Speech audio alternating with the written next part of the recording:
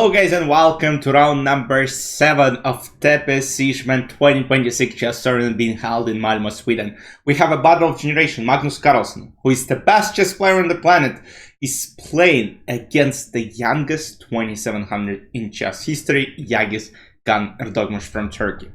And until move 50 in their game against each other today, it was equal. It was equal. Yağız played like 98% accuracy till this very point. And now he made a mistake. So here he was supposed to play f4, immediately creating counterplay with this pass pawn. So now let's say if king b5 was to be played with some king a6, king a7 ideas, Yağız can push this way. And after bishop b7, which is the only way to stop the pawn, you play knight c7, king c4, and you can go f2. And after bishop g2, king a7, what will happen is black will take this pawn. White will take this pawn, it will be a draw. But instead, Yağız plays king a7. And this move, unfortunately, loses as Magnus plays king b5. Same move, but what changed? So, f4, king a6, fe, king a7, and now the point is after f2, bishop a6. And you're right on time to save f1 square. So b5 is played. Now, if Magnus is not careful, f2, f1, queen promotion. So g7 is played. Very important move because now if knight g7, bishop is on time to come back. So knight g7, a takes b5. Now if f2, again bishop h3, that's what was played in the game. And after knight e6, b6, these two pawns are menaces. They're winning the game for Mr. Magnus Carlsen. Knight d4, b7, knight c6, king a8, and unfortunately Yağız had to resign because simply what happens is, let's say king d6, you can play b8, you can play I think b5, and you're gonna promote on the next move and win the game.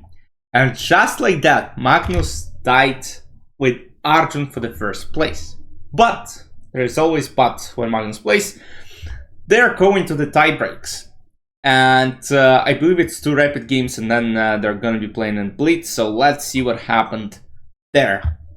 So first game, Magnus plays with black pieces. As you might see, very low on time.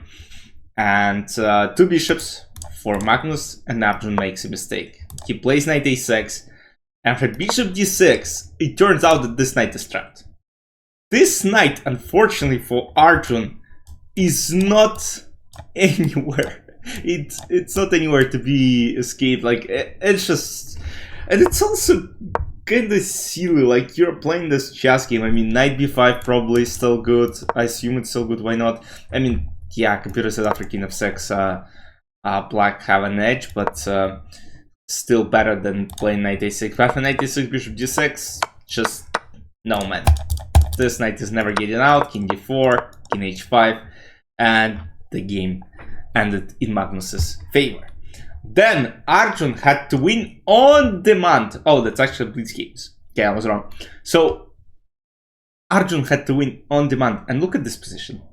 Like Magnus developed all his pieces. You know, that's actually one of the best setups, one of the most harmonious setups that you can have with white. You know, you put rook on e1, you put second rook on d1, and then you're just trying to play in the middle of the board. Or you can just push there, you can push this, whatever you can.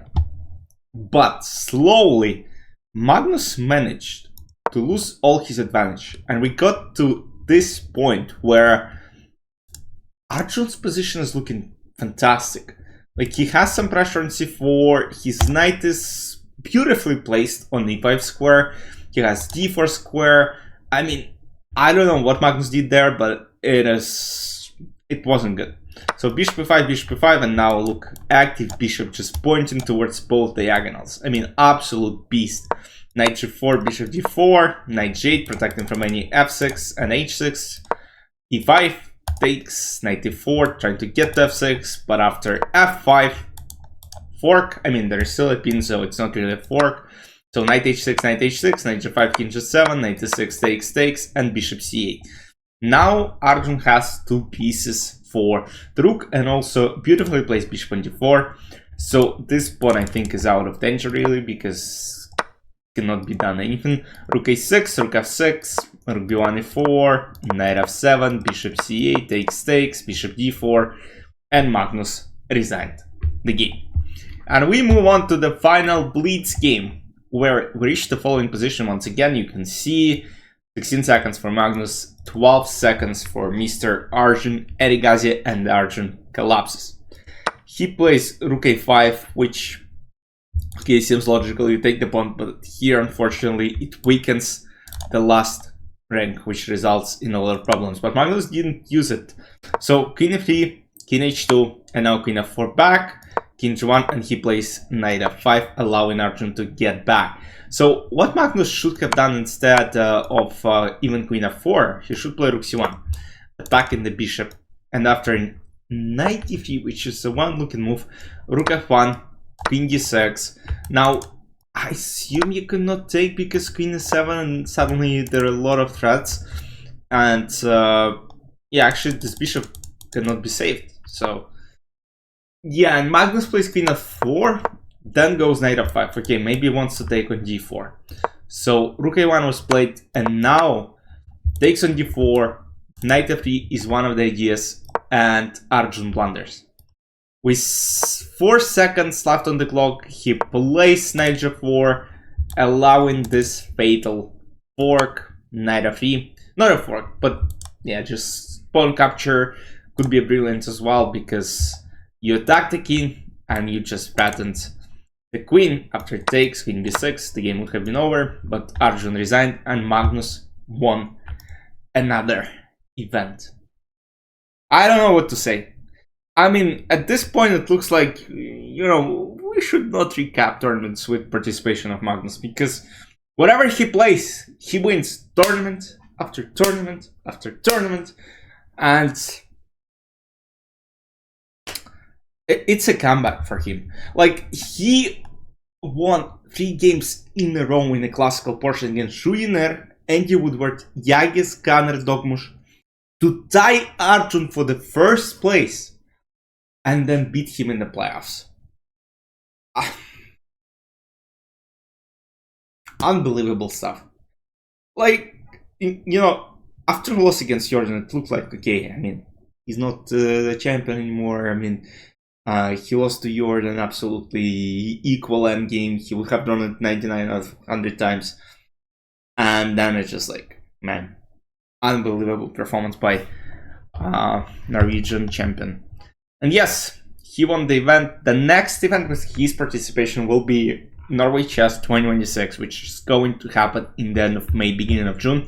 So that's the event we're going to be looking at. So Grand Chess Tour is happening. Hans is leading after 3 days, after the whole rapid portion. There will be 2 days of Blitz, so that's going to be fun to watch. So hope you guys enjoyed. I'll see you tomorrow in the Grand Chess Tour recap. Make sure to like the video and subscribe to the channel, please. And see you soon. Bye bye.